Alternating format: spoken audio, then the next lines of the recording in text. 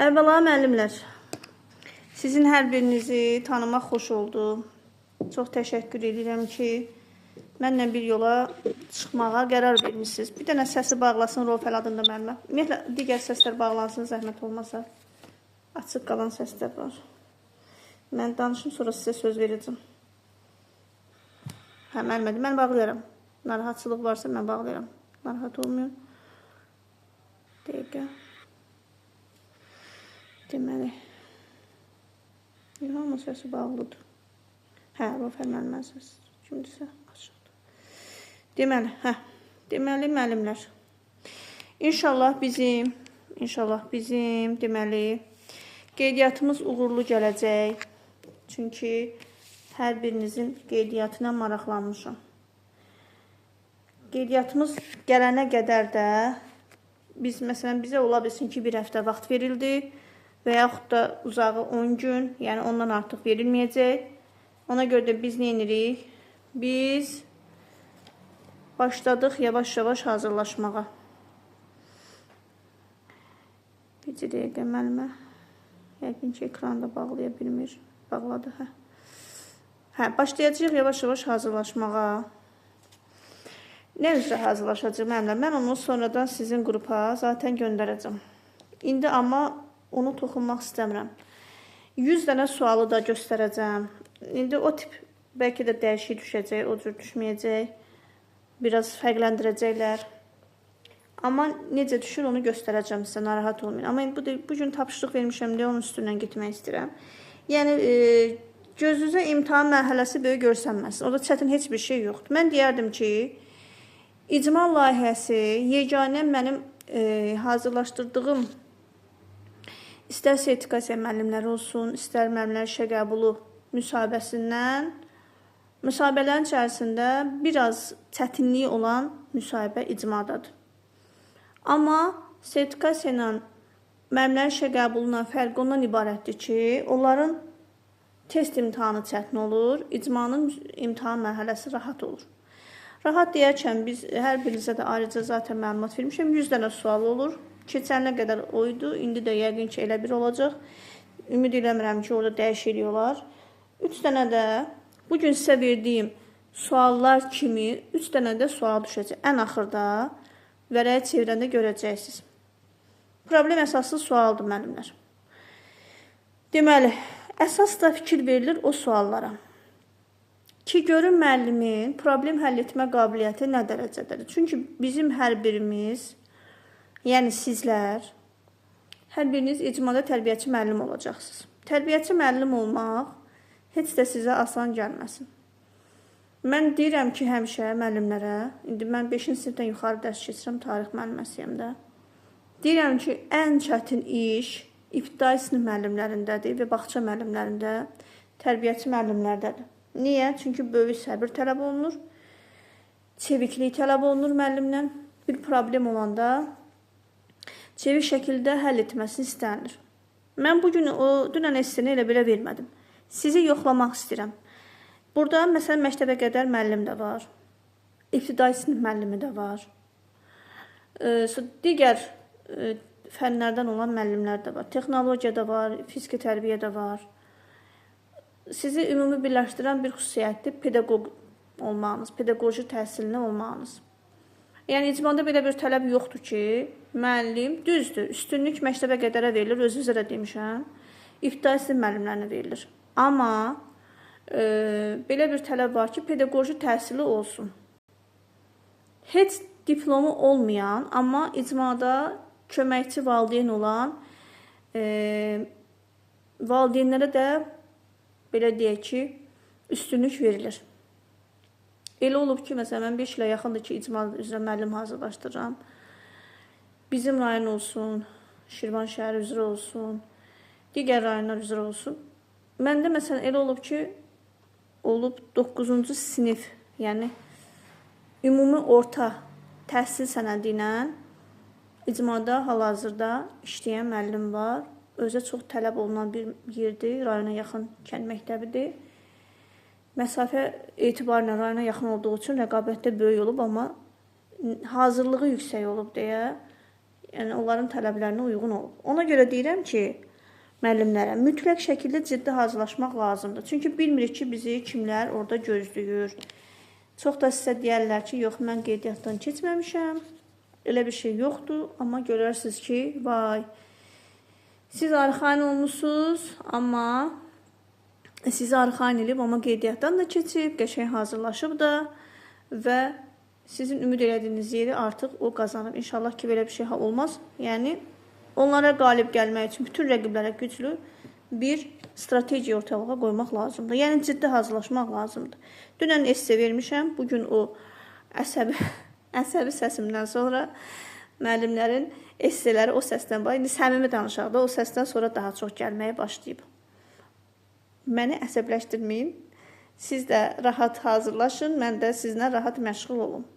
İçərisində bütün müəllimlər bir nəfərdən başqa bütün esselərə gəldi, çatdı mənə. Çox təşəkkür edirəm buna görə.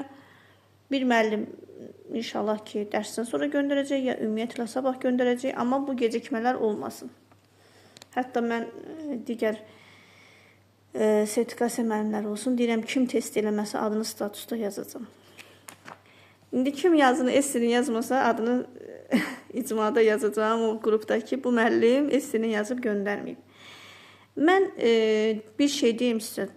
Bugün mən həqiqətən də esseləri oxuyanda nəyə fikir verdim? Deməli, 3-5 yaşlı uşaqların xüsusiyyətləri var da. İndi çoxunuz onunla tanışsınız. İbtidai sinif müəllimləri, məktəbə qədərlər daha yaxından bələddilər. Məsələn, fiziki tərbiyə müəllimləri, texnologiya müəllimləri gəlin nəzərə alaq ki, yuxarı siniflərlə daha çox işləyirlər. Yəni, mən bu işlə məşğul olmasam, mən 3-5 yaşlı uşaqların xüsusiyyətlərini öz övladlarım üzərindən görə bilərdim. Amma bu layihə ilə dərindən maraqlanmam deyə mən onların xüsusiyyətlərin psixologiyasını öyrənmişəm. Yəni, onlar üçün çətin olar. Amma mən esse yazanda nəyə gördüm? Gördüm ki, məsələn, qrupda fiziki tərbiyə müəllimi var. İndi adını demək istəmirəm. Zamanla zaten bir-birinizi tanıyacaqsınız. Çox qəşəng esse yazıb göndərib. Sözün əsl mənasında məni şoka saldı.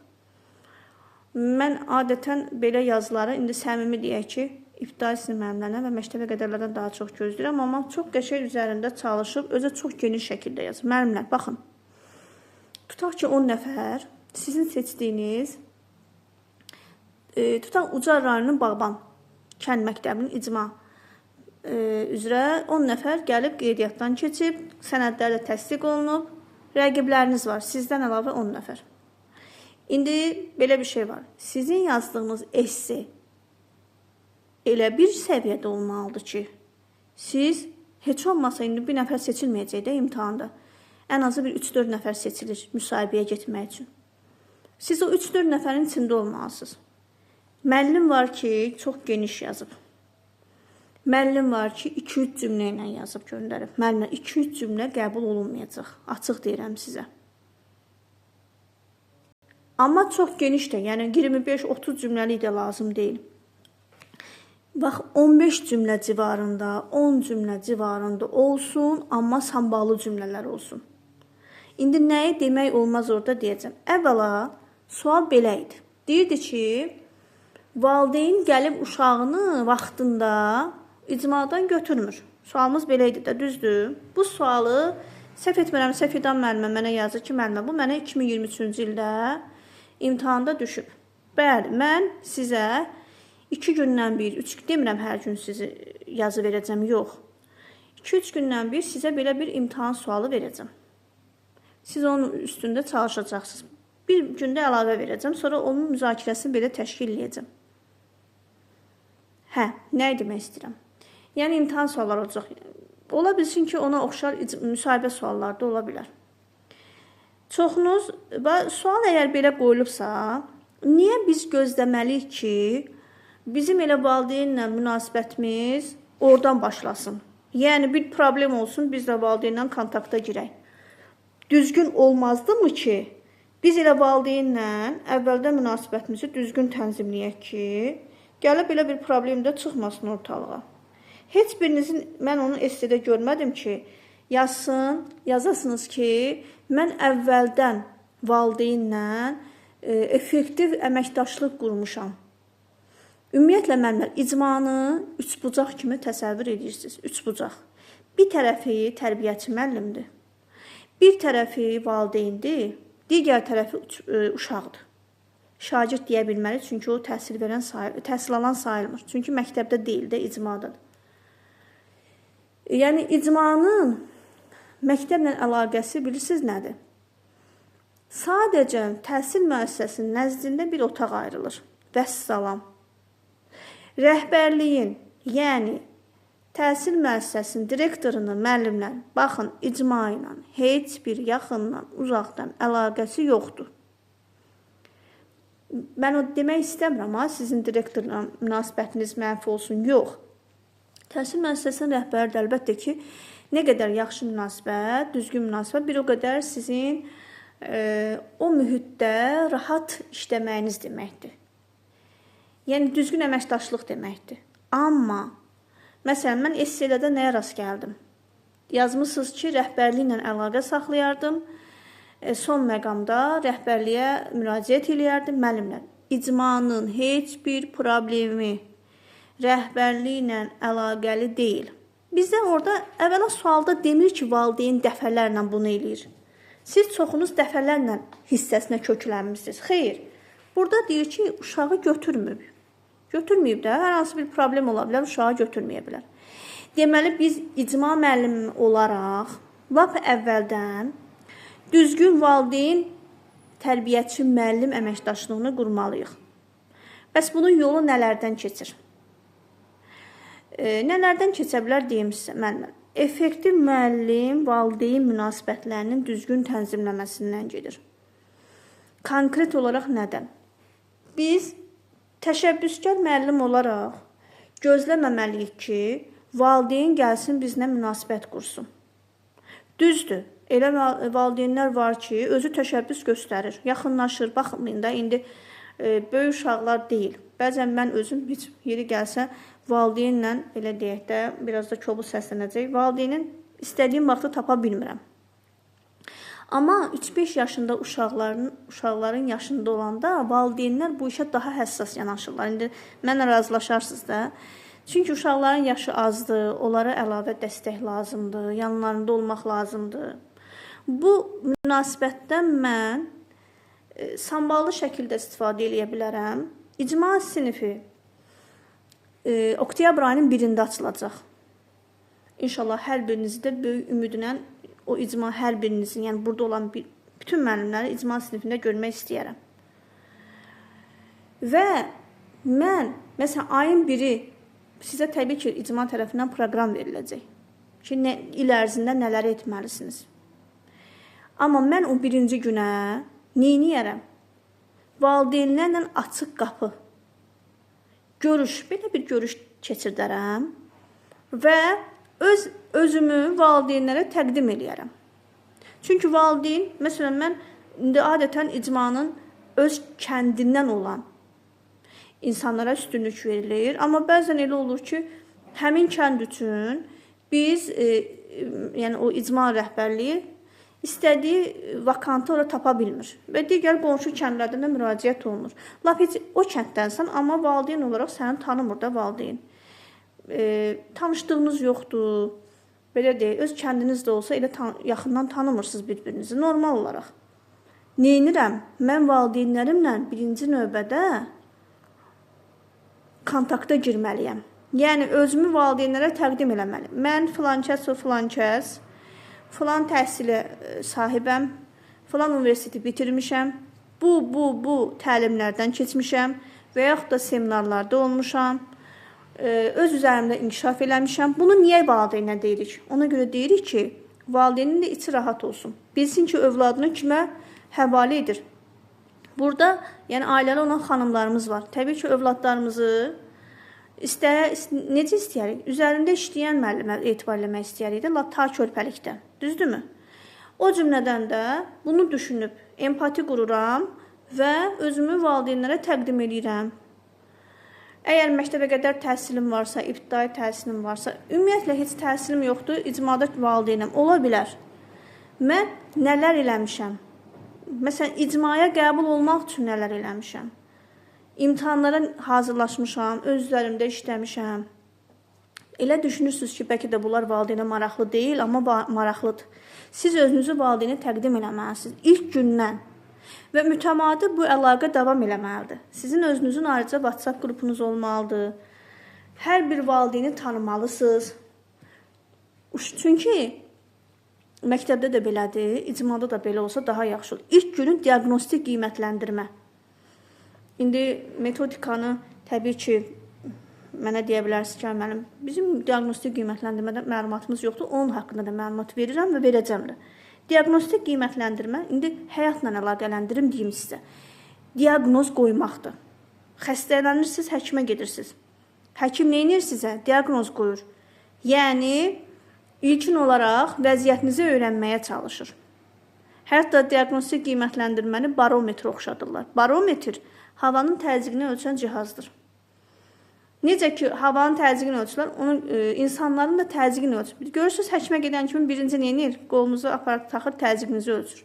Ona uyğun artıq xəstəliyinizi müəyyən etməyə çalışır və müalicə təyin edir.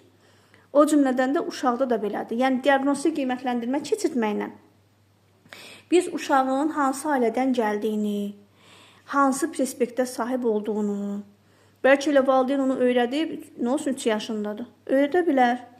Nələrə qadir olduğunu, psixologiyasının hansı durumda olduğunu, bəlkə autist uşaqdır, bəlkə hiperaktiv uşaqdır, bəlkə mutizmdir, bəlkə Down sindromludur. Bütün bu psixoloji vəziyyətləri biz öyrənirik.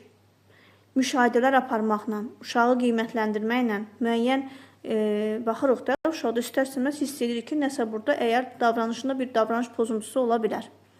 İlkin gündən həm uşağı tanıyırıq, həm onun ailəsini tanıyırıq və bu mütəmadi şəkildə davam etməlidir. Tabii biz gözləməməliyik ki, valideyn uşağı gec götürəndə biz valideyni axtaraq tapaq ki, görək valideynin hansı problemi var. İlk gündən, məsələn, yaza bilərdiniz ki, mənim valideynlərimlə əlaqəm ta icmanın ilk günündən olub. Ona görə də mən icmanın ilk günündən qayda və prosedurları qoymuşam, valideyninlə də xəbərdar eləmişəm, mütəmadi əlaqə saxlamışam, o prosedurları valideynlərlə birlikdə müzakirə eləmişəm. Qoy görsünlər ki, siz valideynlə məsləhət edirsiniz. Üçbucaq pozulmur. Həmişə icmanı üçbucaq şəklində təsəvvür edin. Çünki uşaq körpədir, 3-5 yaşındadır. Bizim daim valideynlə əlaqəmiz olmalıdır. Problem çıxanda yox. Təşəbbüs göstərməliyik. Bəzən valideyn özü göstərir. Gəlir müəllimə yaxınlaşır. Mən filan kəs bu uşağın valideyniyəm. Müəllimə bunları öyrətmişəm. Ümid edirəm ki, siz də müəyyən bacarıqlar formalaşdıracaqsınız mənim övladım üzərində. Sizi tanımağıma şadam. İndi ola bilsin ki, iş rejimi ağır olmayan valideynlə daim sizinlə əlaqə saxlayır. Və yaxud da ağır olsa belə telefonla əlaqə saxlayır. Yəni, əlaqə saxlamaq istəyən təşəbbüs göstərir. Hardan olmuş olsa təşəbbüs göstərir. Amma bütün valideynlər belədirmi? Xeyr. Deməli, müəllim gözləməməlidir. Müəllim özü təşəbbüs göstərməlidir. Valideynlərlə daim kontaktda olmalıdır. Onların, ola bilsin ki, bu problemlə rastlaşıramsa, mən artıq biləcəm ki, valideynlə əlaqəm var, axı düzdür. Biləcəm ki, artıq valideynin hansı problemi var və fərdi söhbət yazmışsınız, düz yazmışsınız, fərdi söhbət olmalıdır. Ümumi onu müzakirəyə çıxarda bilmərəm ki, siz niyə gəlib uşağı vaxtında götürməmişsiniz? Bəzən belə cümlələrə rast gəldim istədə. Yazmışsınız ki, valideyni çağıraram, hətta belə deyək də, yəni danlama məqsədi ilə yazmışsınız ki, mən deyərəm ki, niyə uşağı vaxtında götürməm? Olmaz. Nə qədər ki, negativ cümlə işlətdiniz essenizdə, o essenin qəbul olunduğunu gözləməyin. Qəbul eləməyəcəklər. Pozitivdən başlamaq lazımdır. Metodik səriştəyə köklənmək lazımdır. 10 dənə cümlə yazıb, amma səmərəli səriştəli cümlə yazmaq lazımdır. Təkliflər irəli sürə bilərsiniz. Nə təklifi? Məsələn, ola bilər ki, belə deyək də, tərbiyəçi müəllimsiniz, deyirsiniz ki, mənim də icma layihəsinin təklifim var. Ümid edirəm ki, icmanın necə ki, bugünkü inkişafını görməzdən gəlmək mümkün deyil. Əhatə dairəsi genişlənir. Ümid edirəm ki, nə vaxtsa bizim icma sinifləri arasında da marşrutlar təşkil olunacaq və bir köməkçi valideyn ayrılacaq. Həmin uşaqların evlərə vaxtında çatdırılmasına nəzarət eləyəcək. Yəni o marşrut uşaqları işi çox olan valideynlərə dəstək məqsədi ilə uşaqları evlərinə çatdıracaq. Bu cür təkliflər irəli sürə bilərsiniz. Bu çox xoş qarşılanacaq. Yəni deyəcəklər ki, müəllimin görün nə qədər yaradıcı. Heç bəlkə də o marşrut olmayacağı heç vaxtı. Çünki belə deyək də icmanın hələ büdcəsi o qədər kifayət deyil də. Bilirsiniz ki, elə onun verdiyi hələ ki maaş da o qədər də qənaətbəxş deyil. Ümid edirəm ki, amma bu belə deyək də yetəri qədər olacaq. İndi inkişaf elədikcə bu da öz yolunu tutacaq. Sonra müəllimlərdən biri cərimə yazmışdı ki, əgər valideynin uşağını vaxtında götürməsə, mən cərimələr təklif eləyərdim ki, valideynə cərimələr təklif olunur. Yox, belə cümlələr qura bilmək. Çox gözəl esseydi, amma axırdakı son cümlə yazmamalıyıq ki, valideyndən cərimə alarıq, müəyyən məbləğdə ödəniş qoyarıq ki, valideyn cəza məqsədi ilə də bu cümlələr olmaz müəllimlər. Belə cümlələr yazmırıq, yol verilməzdir. Sonra, niyə məktəb direktoru bu işə qarışmamalıdır? Ümumiyyətlə, direktorun icma ilə yenə də deyirəm, əlaqəsi yoxdur. İcma layihəsi ayrıca bir layihədir. Sadəcə məktəblərdə açılır. Bəzən məktəbin infrastrukturu, yəni texniki bazası yoxdursa, ayrıca otaq ayrıla bilmirsə, hətta balaca bir kontingent otağı ayrılır, gətirir qoyulur məktəbi yanına və həmin otaqda şərait yaradılır ki, icma sinifi açılsın. Yəni, hansı ərazilər ki, vakanta çıxıb, nə olur olsun orada sinif açılacaq. Hətta siz işinizi yaxşı görərsinizsə, özünüzü bu bir il ərzində doğruldarsınızsa, gələn il uşaq sayını 2 qat eləyə bilsəniz, ikinci qrupun da açılma şansınız var. Sizin birinci və ikinci qrupunuz olacaq. Təbii ki, bu sizin büdcənizə də xoş təsir göstərəcək. Sonra esseylərin içində qəşəng bir